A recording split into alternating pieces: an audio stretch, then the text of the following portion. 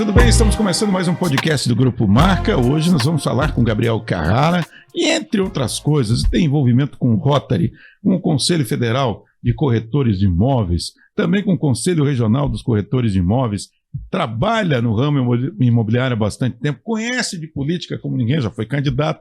Então não faltarão assuntos interessantes para a gente conversar com o Gabriel Carrara. Muito obrigado por ter aceito o nosso convite. Seja bem-vindo, tudo bem? Eu que agradeço. Obrigado, Enio. Obrigado pelo convite aí. Acho que vai ter um bom bate-papo aí pela frente. Ô, meu caro Gabriel, eu quero começar falando de um tema interessante, que é o Rotary Clube de Garuva, onde você assumiu a presidência. Vamos falar um pouquinho de Rotary. Como é que é essa coisa do envolvimento do Rotary em todo o mundo, né, mas em todo o Brasil, com a comunidade? O quanto é importante o Rotary para os municípios? O Rotary ele é um clube de serviços, né? Ele é um clube de serviços onde as pessoas trabalham de forma voluntária para o Rotary. O Rotary é a única instituição que tem uma cadeira na ONU, né? A bandeira principal do Rotary é o combate à poliomielite, né? Ela é muito forte, tem a campanha da polio, que todo mundo conhece aí, da gotinha, e o Rotary ele é espalhado no Brasil, né? Aqui em Santa Catarina a gente é bem representativo, em Joinville também a gente tem bastante clubes aqui, e o objetivo é o quê? É ajudar a comunidade local, né, a desenvolver projetos comunitários, fomentando uma melhora do local, né? Por exemplo, em Garuva, um projeto que a gente tem desde o início é o Banco Ortopédico, né? Onde a gente empresta cadeira de rodas, muletas, né? Tivemos projetos, outros projetos, por exemplo, com crianças que estudam no contraturno, a gente já ajudou também. Então, assim, o Rotary ele vem para solucionar problemas, né? Então, ele vem como uma ajuda para a comunidade local. Como é que é o Rotary? A gente pode comparar ele, por exemplo, com a maçonaria, um grupo fechado, é um grupo aberto? Como que é o processo, por exemplo, para uma pessoa fazer parte do Rotary? Ela é convidada, ela pode fazer parte se colocando como voluntária? Como é que é o processo para as pessoas que não têm essa intimidade com essa entidade entenderem melhor? Muito legal essa sua pergunta. Não tem nada a ver com maçonaria, né? Ela não tem nenhum ritual, né? Ela não tem nada de religião nela, né? São pessoas voluntárias, qualquer pessoa pode se candidatar para trabalhar. Entra no site do Rotary ou procure alguém que é rotariano no seu município, né? Para ajudar. O Rotary precisa de pessoas, né? Então, assim, não tem nenhuma restrição, né? O pré-requisito é que seja uma pessoa idônea, né? Então, a pessoa que está no Rotary, ela tem que ser uma pessoa idônea dentro da sociedade. Muito bem, agora eu quero falar de um outro ramo que você está envolvido diretamente, de maneira muito intensa, que é o ramo de imóveis. Você faz parte, por exemplo, do Conselho Federal de Corretores de Imóveis, né? Como é que esse conselho funciona? Como? A quem ele atende exatamente? Como é que funciona? Me fala um pouquinho sobre essa entidade. Então, os conselhos federais, né, eles foram criados aí na década de 60, né? Então a gente tem o Conselho de Medicina, tem conselho dos engenheiros, e a gente tem um conselho vocacionado aí para os corretores de imóveis. O sistema COFES-CRECI é o sistema federal, né? E aonde em cada estado a gente tem as regionais, que aqui é o CRECI Santa Catarina, né? A nossa gestão, ela entrou na gestão passada, são 3 anos de gestão, ganhamos a eleição agora no meio do ano, a eleição faz no meio do ano, mas só que a gente assume no começo. Só que é uma continuidade, né? A gente está continuando, a gente teve uma troca de presidente, né? Por escolha nossa, a gente trouxe uma outra pessoa para ser presidente, e tanto é que nessa próxima gestão eu assumo como vice-presidente do CRECI, né? E esse meu movimento com o mercado imobiliário, ele vem porque eu trabalho nele, sinto as angústias. O conselho, ele serve para defender a sociedade de maus corretores. Esse é o trabalho do conselho. E a gente entrou no conselho e a gente entendeu que para melhorar o mercado a gente tem que qualificar. Então, exemplo, o ano passado a gente fez mais de 120 eventos espalhados pelo estado todos, né? Média de público aí acima de 500 corretores, né? Então, de uma forma, para a gente melhorar o mercado de uma forma com educação. A gente oferece curso gratuito para corretor na área do mercado imobiliário, né? Então o Cresci oferece isso, de novo, dentro dessa pegada de qualificação do corretor de imóveis. No Cresci você é diretor tesoureiro, Isso. é isso? Do estado, da regional aqui. Isso. Né? E como é que anda o Cresci? O Cresci está... Aliás, é o sonho de muita gente. Quero tirar o Cresci para vender imóveis. Como é que anda o Cresci? O Cresci está muito bem, né? A saúde financeira do Cresci está muito boa. Quando a gente assumiu o Cresci, a gente tinha em torno de 26 mil corretores ativos. Hoje a gente passa mais de 40 mil corretores ativos. A gente diminuiu o tempo de credenciamento. Antes o tempo de credenciamento demorava 6 meses. Hoje a gente tem credenciamento em 20 dias, quer dizer, então se tornou muito mais rápido, né? Para o cara se tornar corretor de imóveis, ele tem que ter uma formação técnica. Então ele faz um curso de formação técnica. Depois que ele faz esse curso, ele entra com a documentação para receber a habilitação de corretor de imóveis. Por exemplo, Gabriel, é muito comum a gente ouvir falar de picaretas que alugam pela internet, por exemplo, imóveis na praia. Né? A pessoa compra pela internet, geralmente faz algum tipo de pagamento na frente, né? E acaba se surpreendendo quando chega aqui que ou o imóvel não existe, ou o imóvel existe, mas não tem relação com aquela pessoa que fez a venda. Como é que o Cresci recomenda às pessoas que procuram esses imóveis para alugar por temporada, né, de verão, às vezes de inverno, uma casa no campo? O que o Cresci orienta para o consumidor que não quer ter esse tipo de surpresa desagradável? Procure o corretor que ele é credenciado, né? Então, assim, corretor de imóveis é só aquele que é credenciado junto ao Cresci, né? Então, a hora que você vai fazer alguma transação imobiliária, primeira pergunta que você tem que fazer para o cara: qual é o número do seu Cresci? Entre no site do Cresci e verifique como é que está a situação do corretor. Entrando lá dá para ver se está regularizado, exato, tudo certinho. Pelo número dele, pelo nome dele, ele consegue. Não está escrito, ele é um corretor ilegal, né? A gente faz uma operação de verão todo ano para o combate dos plaqueteiros, que a gente chama, né? O pessoal que fica com as placas, e também o pessoal que faz divulgação na internet, juntamente um trabalho com o Ministério Público e com a Polícia Militar. É um trabalho em conjunto. Vamos falar um pouquinho do negócio imobiliário. Como é que está? Está aquecido? Não tá? Por exemplo, eu vejo em Joinville que a quantidade de edifícios, inclusive de alto padrão, que estão sendo construídos é gigante, né? O mercado está aquecido, o mercado... E como é que você define o mercado hoje imobiliário aqui de Santa Catarina? É claro, quando a gente vê Balneário Camboriú, Itapema, Pissarras, é natural porque vem compradores do Brasil inteiro, até do exterior, interessados em imóveis nessas cidades que têm um apelo muito grande. Mas como é que está no estado, de um modo geral? Eu falo para você, eu viajo bastante por conta do Conselho Federal para outros estados, né? E toda vez que a gente vai lá fora, o pessoal fala assim: pô, a gente quer comprar em Santa Catarina. Então, Santa Catarina, olhando lá de fora, todo mundo entende que aqui é um bom negócio de fazer, né? O mercado imobiliário catarinense, ele está num nível diferenciado do resto do Brasil, ele está super aquecido, né? A questão das praias, com certeza, né? É um metro quadrado muito interessante para você fazer investimento, para você comprar. E Joinville também está aquecido, né? Por quê? Porque a gente tem uma demanda muito grande, tem muita gente vindo para Santa Catarina para morar para cá. Porque hoje, com certeza, é um dos melhores estados do país para se viver, né? Eu hoje de manhã estava escutando na rádio e um levantamento do que o pessoal falou, que não existe preocupação na hora da compra com segurança. Todos os estados, quando foi perguntado qual que é o primeiro requisito para você comprar imóvel, o pessoal colocou segurança. O único estado que não teve segurança como quesito número 1 foi Santa Catarina. Isso mostra o quê? Que é um estado seguro para se viver, né? Então essa tranquilidade, essa segurança faz com que as pessoas invistam. Então, tanto em Chapecó, como eu tive há pouco tempo lá, Xanxerê, São Miguel, todo o local que você vai, o mercado está muito bem aquecido.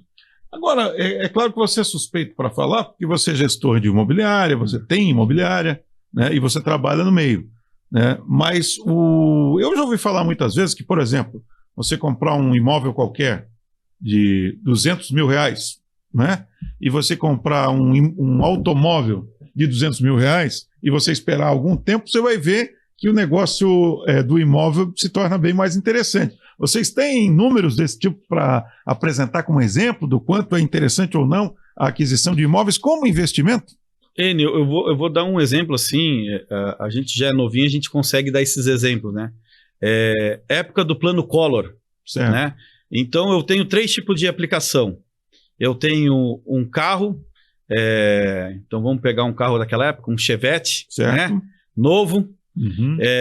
Eu tenho um dinheiro no banco, vamos pôr aí 10 mil reais, e 10 mil cruzeiros, porque não existia reais, né? 10 mil cruzeiros, e eu tenho um terreno, certo? Que eu comprei lá na praia, que eu troquei por uma geladeira, porque era o preço de um terreno que você fazia, né? Trocou por uma geladeira lá um terreno. Hoje esse seu terreno, tranquilamente, e a gente não está olhando nenhuma praia, vai valer no mínimo 100 mil reais. Seja onde for. Seja onde for. O seu Chevette, se não tiver no ferro velho, não vale 500 pila, né? É verdade. E os seus 10 mil cruzeiros, a inflação comeu ele e você já não tem o dinheiro. Então essa é a resposta para o terreno, né? Para a área, para o imóvel. O imóvel ele fica. Não importa se vai mudar o plano de governo, não vai, se vai mudar o estilo de combustível, agora é gás, daqui a pouco é elétrico, o imóvel está lá, né? A garantia da terra ela está lá, então ela sempre vai ser mais lucrativa, né? E o pessoal fala assim, mas hoje está caro para comprar terreno. Mas há 30 anos atrás também era difícil. Se fosse fácil, todo mundo tinha comprado um monte de terreno. É verdade. Né? Então, todo momento é bom para você comprar.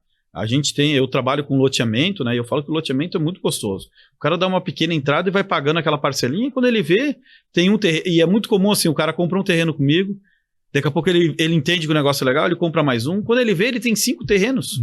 Daqui a 10 anos, ele é proprietário de 5 terrenos. Se ele pegasse esse mesmo dinheiro e investisse no banco, ele não teria o retorno que o terreno vai dar para ele. Então, sem dúvida, o negócio imobiliário, além de servir como residência, né, lá, né, quando é o primeiro, ele tem essa possibilidade de ser um bom negócio como investimento também. Ô, Gabriel, você falou sobre os terrenos, sobre os riscos implicados em fazer negócio sem a presença de um corretor devidamente credenciado, né? E como é que está a situação desse ramo de negócio em Santa Catarina? Existe muito picareta no mercado? O Cresci consegue controlar a entrada desses golpistas? Como é difícil? Como é que é esse processo para vocês aí? Olha, a gente vem fazendo um trabalho de orientativo dentro do Cresci. Então, quando a gente entrou já na outra gestão, a gente veio muito conversando sobre isso. Orientar, qualificar. Por que eu tive um aumento quase que eu dobrei? Então, o Cresci em Santa Catarina ele tem 50 anos. Então, eu estou falando para você que em 3 anos a gente praticamente dobrou o número de credenciados. Não é que a gente dobrou, é porque essa pessoa ela estava trabalhando de forma irregular. E através do trabalho que a gente fez, orientativo, educacional, esse cara que trabalhava de forma irregular, ele entendeu que era melhor trabalhar regular. O cara que fazia errado, ele começou a participar de palestras e ele entendeu que a prática que ele estava fazendo era de forma errada. E ele começou a acertar. Então, nesses últimos 3 anos, a gente teve uma qualificação e uma diminuição nos atos praticados. Ainda tem? Óbvio que ainda tem. Mas a gente já está diminuindo bastante do que era. Né? Muito porque por falta de conhecimento. Né? Vamos pegar a história de um construtor. O cara começa a construir geminado. O cara vai construir geminado. O geminado, para ser vendido na planta que a gente fala, né, no processo de construção, ele passa por um processo que chama de incorporação. Né? Junto ao cartório, que registra aquilo ali. A grande maioria construía sem incorporar. Né? Construía no terreno da sogra, né? Ia lá levantando e se desse errado, o cliente ficava sem nada. No processo de incorporação, aquele terreno ele passa a ser propriedade ali da construtora, né? Que existe todo um processo que dá uma garantia melhor para o cara que vai ter que ser finalizada a obra. Entendi. Agora a gente não pode falar com o Gabriel Carrara sem falar de política. Como é que foi essa história de entrar na política? Você sempre gostou de política? É uma experiência nova? O que gerou essa vontade de participar do processo político? Você sabe, é muito engraçado, né? Eu sempre, desde criança, gostei de política. Em casa, assim, a gente não se falava tanto de política, mas eu sempre gostei. Eu sou natural de São Paulo e eu lia muito Folha de São Paulo e Estadão. E eu literalmente lia. Graças a Deus, naquela época a gente tinha tempo, né? Não é que nem hoje, né? E eu era um cara que passava quase a minha manhã inteira lendo o jornal todo, inteiro. Então, desde os meus 11 anos, lendo, estudando, e sempre gostei de política, sempre acompanhando. Mas por conta desse meu envolvimento voluntário, eu nunca quis entrar literalmente na política, né? Sempre foi uma preocupação comigo por conta disso. E há 3 anos atrás, eu fui ajudar uma pessoa que queria ser candidato a prefeito na cidade de Garuva. Nunca tinha sido filiado político. E aí eu comecei a coordenar a campanha dele, acabei me filiando para ajudar ele junto no processo. Seu Alcir Michels. Ah, conheço. Seu Alcir Michels. Então ajudei tudo. Falecido Alcir Michels? Falecido, né? Alcir Michels. Ajudei todo no processo, a gente montou os vereadores, tudo aquilo, né? Aprendendo, né? Primeira vez que eu estava participando. Quando estava tudo pronto, o seu Alcir resolveu descansar. Exatamente. E caiu no meu colo a presidência do partido, né? Uma campanha para tocar, né? E aí a gente decidiu em conjunto com o grupo que era para a gente sair, para a gente realizar esse sonho do seu Alcir, de a gente sair para a campanha. Então, vou te falar que eu aprendi assim meio às pressas, óbvio já com uma bagagem de conhecimento, mas de prática pouca, e foi muito enriquecedor a experiência, sabe? Eu hoje vendo a composição política se formando, né? E aí a gente já com esse conhecimento político de bastidor, você fala assim, pô, até que eu fiz um trabalho bom na época, né? De conseguir fazer as coligações, né? Convidei uma pessoa para sair como candidato a prefeito, sair como vice, porque entendia que ainda não tinha conhecimento para sair na cabeça. Conseguimos montar nossa chapa ali de vereadores, né? E fizemos um trabalho bem legal, um trabalho bem limpo, sem bater, sem, né, aquela política gostosa, apresentando propostas, plano de governo, e dali para frente eu fui me enveredando um pouco mais nesse lado político, né? Andando no meio político, entendendo um pouco mais o que a gente pode ajudar ainda mais a sociedade, né? Mais do que a gente faz aí como voluntário. Ô Gabriel, nós estamos vivendo no Brasil há alguns anos uma certa polarização, né? Tem o pessoal da direita a direita sempre existiu, né? Mas ela nunca foi popular, né? Ela era uma direita restrita ao número menor de pessoas. Pelo visto, porque ela não, de algum momento ela resolveu sair, né, dessa descrição toda, né, e se expor um pouco mais.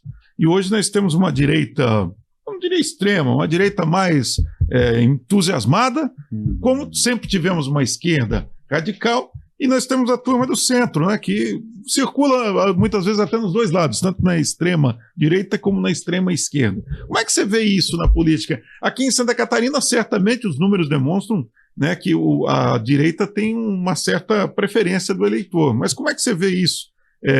E você vê isso como uma coisa boa, ruim? Como é que você avalia? Você sabe, eu acompanho o Bolsonaro desde 2010, que eu comecei a acompanhar e ver ele, tudo que ele foi fazendo e movimentando. Eu falo que, na verdade, estava adormecido a direita, né? A transição do governo militar, eu acho que foi uma transição feita de forma errada, né? E a gente paga um preço errado até hoje por conta disso. Onde não foi se preparado a direita, porque a direita não foi preparada para dar a opinião dela, né? Então, a gente deixou o campo da esquerda navegar, a esquerda cresceu, a direita se embaralhou nesse meio desse caminho, e com certeza o Bolsonaro foi o grande cara que acordou essa direita que estava adormecida, né? Então, muita gente que era de direita, que não queria participar, voltou a participar da atividade política, né? E eu acho que ele foi importante, porque ele foi um divisor de águas, né? Da mesma forma que o Lula foi um divisor de águas para a esquerda, né? Onde você tinha uma esquerda totalmente radical, e o Lula ele veio, começou sendo ponderado, né? O Lula Paz e Amor, lá das últimas, não dessa eleição, né, das anteriores, né? Se você olhar o Lula lá do início, né, que ele era aquele sindicalista, né? Radical, ele foi se moldando, até onde ele é eleito, né? E consegue se manter aí no poder, colocou a Dilma, né? Ele que colocou a Dilma lá no poder, E com certeza o trabalho que o Bolsonaro fez, ele trouxe o espírito patriota de volta para o país. Mas faltou ao Bolsonaro, na sua avaliação, um pouco de moderação para ele tentar a reeleição? Ou você acha que a essência do Bolsonaro é aquela e é aquilo que faz o Bolsonaro ser popular?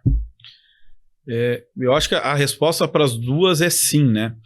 O Bolsonaro, ele é aquilo, né? Eu acho que o Bolsonaro não vai conseguir mudar o jeito dele ser, né?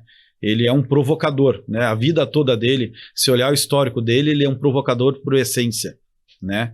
E eu acho que o grande legado que o Bolsonaro está deixando e está mostrando é que ele criou lideranças. A esquerda não criou lideranças, né? O Lula não criou lideranças. Ele não criou ninguém para poder substituir. O Bolsonaro criou mais do que uma liderança para poder substituir. E aí que eu vejo que a grandeza do Bolsonaro seja essa. Ele não é um cara que tem traquejo político, né? E eu acho que isso mostrou o que aconteceu com as eleições, né? Se ele tivesse traquejo político, bem provável ele estaria no poder, né? E aqui a gente não está dizendo se o traquejo político ele é bom ou é ruim, mas é como funciona a política, né? E é o que o Lula aprendeu a fazer. O Lula aprendeu a ter traquejo. O Lula ele circula bem em todas as áreas, né? Todas mesmo. Agora, ainda voltando para a questão política, o Bolsonaro ele é muito popular em Santa Catarina, né? O quanto o Bolsonaro vai conseguir influenciar em Santa Catarina para eleger, por exemplo, prefeitos? Você acha que ele tem essa capacidade de chegar em Santa Catarina e conseguir influenciar de forma positiva a favor dos interesses do PL no estado? Olha, o meu pouco conhecimento de política que eu tenho, né, eu acho a eleição municipal ela é muito pessoal. Ela é diferente de uma eleição quando a gente fala estadual, federal. A municipal ela é muito pessoal. Ela é a história do vereador, que a gente fala que a pior eleição que existe por política é de vereador, né? Por quê? Porque ela é uma ligação muito pessoal, minha e sua, né? É o primo que vai ser vereador, é o sobrinho, é o filho, é o amigo, né? Então, o quanto que o Bolsonaro ele vai sim ter um peso, que eu acredito que vai ser ali em torno de uns 15%, 20%, mas o candidato em si tem que ser bom. Não adianta só o Bolsonaro vir aqui e levantar a mão do cara se o candidato não fizer o dever de casa dele. O resumo é o seguinte: na eleição estadual, federal, o Bolsonaro consegue fazer milagre, né? Mas no município ele não vai conseguir fazer milagre. Até porque ele não vai conseguir estar em todos os locais. Sim, impossível, né? Na última eleição, quando ele ainda era presidente, na última eleição municipal, o Bolsonaro ele tinha deixado o PSL. Então ele estava meio que no limbo. Então ele não tinha exatamente quem apoiar, né? Agora ele não é mais presidente, mas agora ele é PL. E efetivamente é PL e ele tem manifestado apoio aos integrantes do PL. Vamos saber se vai ter uma diferença, né? Aí eu vou te falar que eu acho que é muito mais o peso do partido vai ter nas eleições do que o peso Bolsonaro. E óbvio que a gente confunde hoje PL com Bolsonaro, né? Mas o PL fez um grande trabalho a nível Brasil, e aí eu vou colocar aqui a nível Santa Catarina, né? O Jorginho fez um excelente trabalho e vai pesar isso na urna, né? Porque as pessoas no município, eles são partidárias. Então o número 22 está gravado na cabeça de muita gente. Então muita gente vai clicar no 22. Não obrigatoriamente por conta do candidato, e sim por conta do partido. Já que você falou em muita gente em Santa Catarina é de direita, muita gente no Brasil é de direita, muita gente é de esquerda, essa polarização ela vai permanecer? Ou você acha que por conta das eleições municipais isso vai se dissipar um pouquinho? Como é que você está vendo isso na realidade do dia a dia? Você que é um cara que viaja muito. Eu falo que em Santa Catarina a gente vive uma bolha, né? Aqui a gente vai ter uma força grande da direita, né? Então os partidos de direita, ou que se dizem de direita, vão ser o pessoal que vai ter o protagonismo. A gente vai ver o MDB reduzindo de tamanho aqui em Santa Catarina, que sempre foi o partido com mais número de municípios. Não digo que ele perde o posto, mas eu digo que ele vai enfraquecer bastante, né? O PL vem muito forte disso. Fora Brasil, a gente ainda vai ter essa disputa. Só que não vai ser disputa de partido, e sim do espectro direita e esquerda. E que a gente sabe que isso é um caminho muito perigoso, porque o cara que se diz hoje direita, amanhã ele pula a cerca e vai para o outro lado, né? Ainda mais prefeitura, né? Quando a gente fala em prefeito, o prefeito pode trocar de partido, ele entra com o slogan PL e daqui a pouco ele vai estar com outro partido ali grudado nele. A diferença é que para o presidente da República, eu acho que todo mundo lembra em quem votou. Eu acho bem difícil que alguém que tenha votado tenha esquecido em quem votou para presidente. Para o governo do Estado, também acho que as pessoas lembram. Prefeito. Agora, quando chega no Legislativo, eu não sei quantas pessoas que estão assistindo a gente que lembram em quem votou para vereador, que lembram em quem votou para deputado estadual, federal e senador. Eu acho que tem um percentual que lembra, obviamente, mas não deve ser muito grande. As pessoas não têm um apego muito grande a esses candidatos do Legislativo. Não sei se você pensa parecido comigo. Não, concordo. O Legislativo, na verdade, é difícil a pessoa que fica com essa marca registrada em quem votou, né? O cargo executivo ele é mais marcante, né? A pessoa marca em quem que ela votou. E por isso que a dica que eu dou, eu sempre falo, vote em pessoas, né? Não vote em partido, não vote em... ele levantou a mão, vou votar nele, né? Vote em pessoas. Aquela pessoa que você acompanha, que você... Ainda mais quando a gente fala de município, a gente consegue ter esse aspecto. Eu sei o cara que trabalhou pelo município, que não apareceu só durante a campanha, né? Aquela pessoa que a gente já vem acompanhando, que você vê que vem fazendo trabalho para o município, é esse cara que você tem que pôr lá, porque ele vai continuar fazendo. Agora, aquela pessoa que simplesmente aparece... Da mesma forma que ela aparece, ela vai sumir, né?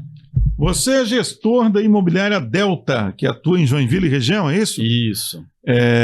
Fala um pouquinho dessa atividade da Delta, o que ela faz exatamente, qual que é o forte do negócio? A imobiliária Delta, ela é imobiliária e loteadora, né? Então a gente tem loteamentos em Jaraguá, Guaramirim, Araquari, logo teremos aqui em Joinville. Né? Então, o nosso foco é trabalhar com áreas industriais, que é o nosso foco grande, áreas comerciais e terrenos. Né? Então, a gente tem terrenos para residências, onde a pessoa compra de forma parcelada. Né? Temos terrenos comerciais e industriais que a pessoa também compra de forma parcelada. A gente trabalha muito com esse vínculo do proprietário com o cliente, né? De fazer um parcelamento direto, sair da história do banco, né? Hoje os bancos estão judiando muito, principalmente banco público, né? Quando a gente fala de Caixa Econômica, a Caixa Econômica ela está atuando, principalmente aqui na nossa região sul, a gente está sendo castigado aí pela Caixa, né? Ela diminuiu aí o percentual de financiamento para imóveis usados, de 70% para 50%. Ela reduziu o Minha Casa Minha Vida aqui para a nossa região, diferente do que está acontecendo em outros estados. Né? Então, hoje você fazer financiamento bancário está tendo uma dificuldade muito maior. Né? Muito bem, meu caro Gabriel Carrara, que é ligado ao Rotary, ao Conselho Federal dos Corretores de Imóveis, ao Cresci, e é gestor de imobiliária, corretor experiente. Obrigado por ter batido esse papo conosco aqui. Volte sempre, agrega muito sempre esse tipo de conversa. Eu que agradeço, né, a oportunidade de a gente poder falar, contar um pouco aí do que o trabalho que a gente faz, né? Muito do trabalho que eu faço aí é de forma voluntária, porque eu acredito que para a gente mudar um local, a gente tem que agir, né? E se cada um agisse, né? Eu quando dava aula falava para os meus alunos, se você começasse a varrer a frente da sua casa, você já ia fazer uma diferença no seu município. Sem dúvida. Então, se cada um aí puder fazer a diferença no seu local de trabalho, na sua rua, no seu município, no seu estado, já vai estar ajudando bastante. O Gabriel Carrara, que conversou conosco hoje no podcast do Grupo Marca. Tchau, pessoal.